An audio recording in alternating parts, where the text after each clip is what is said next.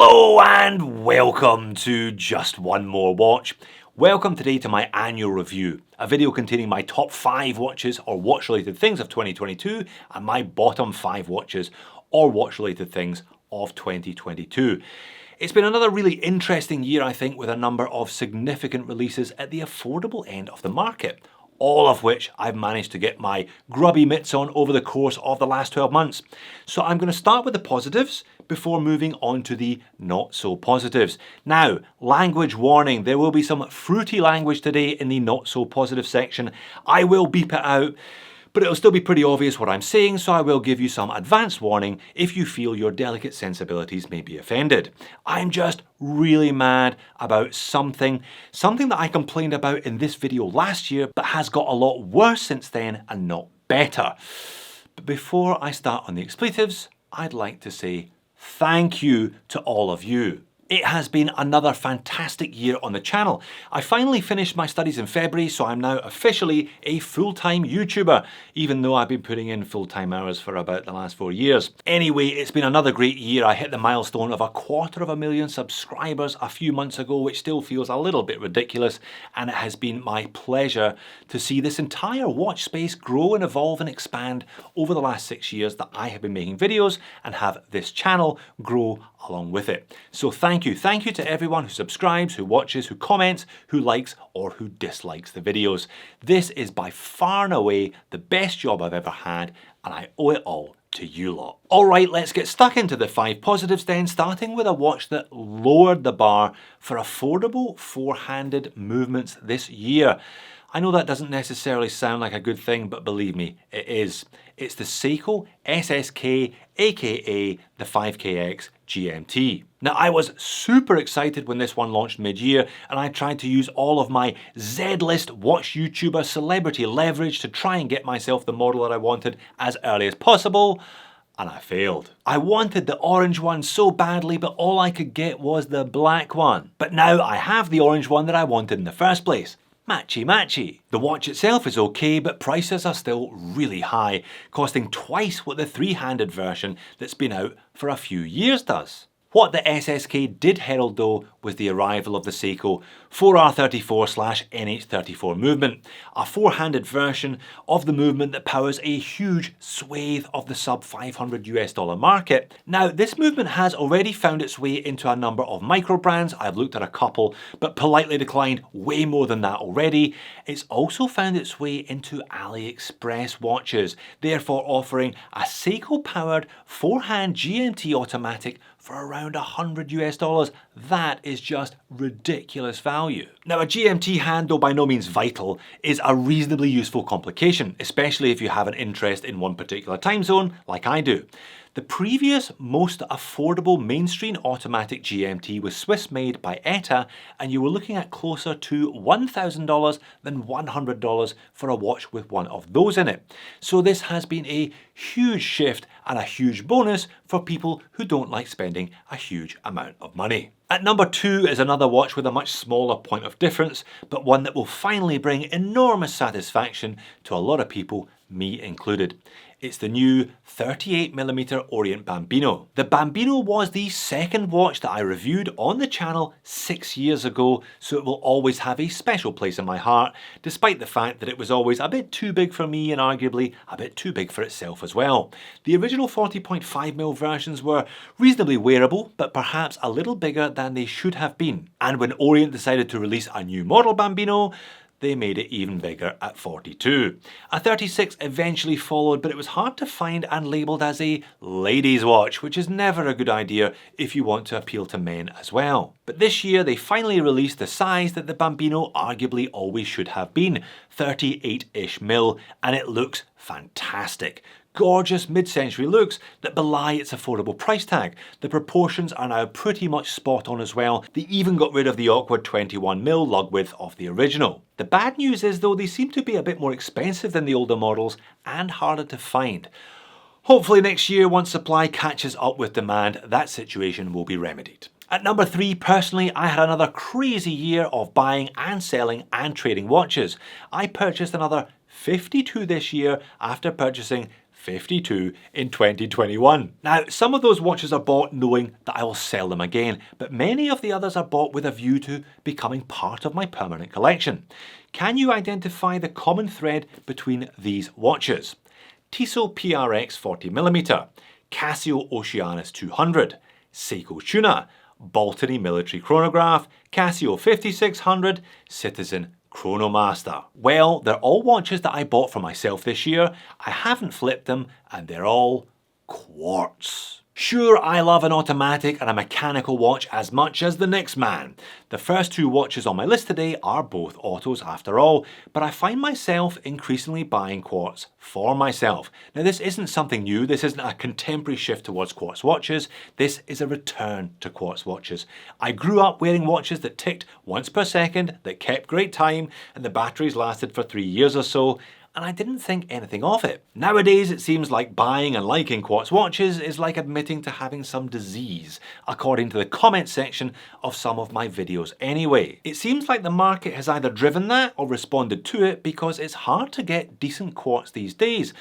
Unless you go to Japan, 4 out of the 6 of those watches that I mentioned are all Japanese. My collection has got to the point that really the last thing I need is another automatic, another watch where chances are I have to set the time and the date before every occasional use. And at one point in time, I'm going to have to service that movement, and believe me, it's not going to be cheap. Now, I bought the Quartz PRX because A, the Quartz version was the best looking version I thought, and B, it was half the price of the Auto. So I can have a watch that's better looking, more accurate, more robust, and needs very little in the way of servicing apart from a dollar battery every couple of years, and I can have money left over to buy more watches. Perhaps you should have a serious look at quartz next year yourself. And finally, I may have been buying more quartz this year, but I made the exception to pick up a watch that has been my #1 grail ever since it was released, the Tudor BB58. And I justified the purchase of this exceptionally expensive watch to myself and to all of you by attaching it to something about the birth of my son and finishing a doctorate. I don't know. Any excuse, right? No, seriously, it is a stunning watch and one that I look at without a single pang of guilt or regret. Now, I bought it from Mr. X. He did me a good deal because he's a good person and a good mate. And actually, it's quite nice knowing that it used to be his. I think it actually adds rather than detracts from the watch. And there will be no flipping of this one, by the way. Next year, there'll be a case back inscription to prove it. Okay, I'm going to attempt to be a little bit clever here and do this pivot thing where my last positive point becomes my first negative point, because I think that this watch, this product launch, the hype surrounding it, and the entire situation surrounding this watch has been both a positive and a negative for the affordable end of the watch market this year. It is, of course, the MoonSwatch. How could I make a video about 2022 from an affordable perspective without mentioning the MoonSwatch? Let's start with the positives then. It was great, initially at least, to see the watch world foaming at the mouth over a watch that cost well under $500. I mean, it was undoubtedly the biggest launch of the year, overshadowing anything from elsewhere in the Swatch Group or Rolex or Tudor or anybody really, and that, when you think about it, is quite something. The hottest new watch of the year was something that was within the grasp of most of us, in theory at least. And I watched Instagram in the week before it launched getting into a real frenzy about a Swatch with an Omega logo on the dial. And I decided that I had to have one in order to do a giveaway on the channel. I thought this would be a real coup. So I got a couple of thumbnails made up of the two models that I thought I could just waltz into the shop and buy, and I set my alarm for the morning of the launch. I then duly got up at 6 AM and made my way into Sydney city centre to be greeted by a queue stretching many city blocks. There must have been 2, maybe 3,000 people, all with the same idea as me. The hype was real, people. This real. I had a quick look, took these photos and went straight back to bed. And that is where the positive part of this story ends for me. The thrill of boarding a global hype train about an attainable watch with the coveted Speedmaster looks, but which had now been democratised for the masses. Did it just get dark in here? Now, it turns out that my decision to go home was the right thing to do, because I hear that the Sydney store had a grand total of 150 units. The people who got up earliest or who had contacts at the store were the only ones who ended up with watches on launch day, and many of them decided they liked the idea of a large pile of money more than they liked the idea of owning a MoonSwatch, and proceeded to flip them for comparatively large sums of profit. I mean, I hear they were idiots paying 3 times retail for them on launch weekend. So, massive demand and chronic undersupply leading to greed and overinflated prices on the grey market. Does that sound familiar? So, what should have been a triumph for the affordable end of the watch market ended up bringing the worst of the luxury end of the watch market to our doorstep. And the final insult?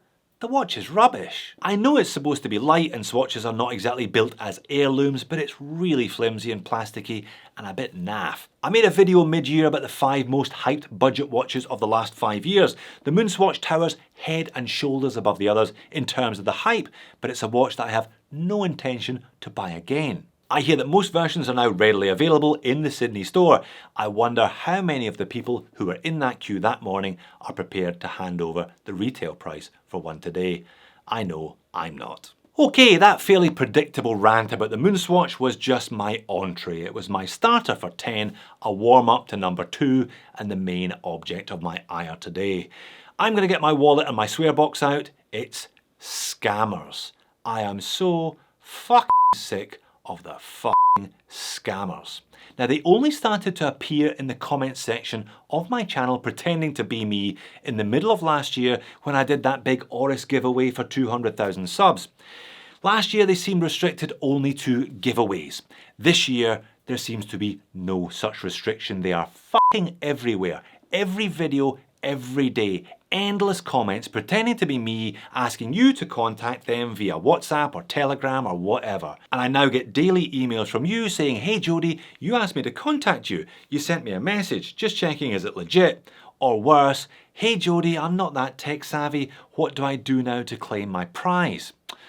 Now, of course, I hope that most of you are generally alert enough to realise these messages are not from me, they are from a scammer. I am very specific about the giveaways that I do on the channel. And let's face it, the chances of getting a Rolex from me unannounced are pretty minimal. If I'm going to start handing out Swiss luxury watches, I'm going to make a song and dance about it. But I have no doubt that unfortunately some of you will have fallen for this ploy, paid the money for the postage of your prize, and lost that money to some cretin, to some parasite behind a keyboard who would rather defraud people out of their money than actually work for a living. Now, I do what I can. I have various keywords set in a filter so that most of these comments do get intercepted, but I don't catch them all. Some inevitably get through. So I say to you again, if it looks too good to be true, it probably is. If it doesn't sound like me you're chatting to, it probably isn't. I do not give away random Rolex watches, and when I do organise a giveaway on the channel, I will never ask you for a cent to have your prize delivered. But the biggest problem here is YouTube for not policing this properly. Come on YouTube, sort your shit out. How hard can it be to program a bit of code that stops people from leaving the same reply on 100 comments in a minute? This kind of stuff makes everybody look bad, but most of all, it makes YouTube look bad. It makes them look like they aren't doing enough to protect their viewers because they aren't. Alright, that's me done with the swearing, mostly. But while I'm angry, I'm going to have a go at the worst watch that I have bought this year. And no, it wasn't this one that I repeatedly likened to a turd. I knew that one was bad, but I bought it anyway. I was hoping this one was good, but it wasn't. And what makes it worse was that I've been eyeing this one up for several years before I bought it. It's a watch by a brand called Epoch, and it featured rainbow coloured tritium tubes. I bought it in November for well over 450 Aussie dollars, and it's shit. It's poorly designed, it's too big for what it is, the case is clumsy, and it's full of sharp edges, as is the bracelet. The whole thing feels really heavy, cumbersome and lumping on wrist. It's poorly branded and it's utterly devoid of nice touches or redeeming features. Why on earth did I buy it then? Well, I bought it for these tritium tubes. I've been looking for some decent budget tritium for years, and it's safe to say that I still haven't found it. So what are my choices here? Do I do the sensible thing, box it up, stick it on eBay, take a loss and put the money towards a ball? Or the not so sensible thing, pull it apart and put it into a smaller, more wearable, more elegant case? I've never been the most sensible of people. So from a 450 Aussie dollar watch that should have been much better, to a 22,930 Aussie dollar watch that should have been much better. The Tudor BB58 in 18 karat gold. Now, I love the BB58. Clearly, if you watch the first half of this video, you know that I bought one. But it's a 5,000 Aussie dollar watch. And when you change the case material from steel to gold and charge $18,000 more for it, all you've actually done is made a really, really overpriced $5,000 watch. I borrowed and reviewed the gold 58 earlier this year, and it was okay, I suppose, but there's no way I would drop 20 plus grand on a Tudor. It had a display case back, but with no decoration on the movement. It came with two straps, but they weren't quick release, so it was a real struggle switching between them. And the retainer on the alligator strap was far too big and was ready to fall off at any movement. And unlike the much cheaper stainless steel models, and unlike anything by Tudor's big brother Rolex, when you walk out the shop having just bought one of these, you just set fire to a large chunk of money. There's a very small group of people who would buy one of these brand new. There's an even smaller group of people who would buy one second hand. And finally, it's a slightly bittersweet inclusion at number 5. It is the death of a beloved video series. I've been making Lume Wars videos for the last 4 years, gathering watches of all shapes and sizes, at all price points, charging up the Lume with a UV torch, and putting them head to head against each other after dark in an 8-way knockout format similar to the latter stages of the World Cup, quarters, semis and then a final. The last Lume Wars, which was part 11 by the way, featured the Signum Cuda titanium with full Lume dial, and I've never seen anything quite like it. It smashed the competition in the quarters, then the semis and then the final, and I honestly don't think that it can be beaten. So what do? You tell me, do I keep making the videos comparing other watches knowing that they would all likely be beaten by the Signum? Do I include the Signum in every future Lume Wars even though it will win, or do I just give up on the series altogether? And if so, what do I do with all the thumbnails I got made up but will never use? What a waste of money. So there you have it, that's my annual roundup run and won. As you saw, some great releases by some big brands this year and some great releases by some micros as well. I bought plenty of Quartz, including a MoonSwatch, but I gave that one away and I won't be buying another. And I bought a Tudor Black Bay, but in stainless steel and not in gold. What were your highlights and lowlights of 2022? Leave me a comment, let me know your thoughts. And if you fancy a trip down memory lane, why not check out the equivalent videos from last year or the year before. Thanks for watching this one. I will see you again in the future, I hope.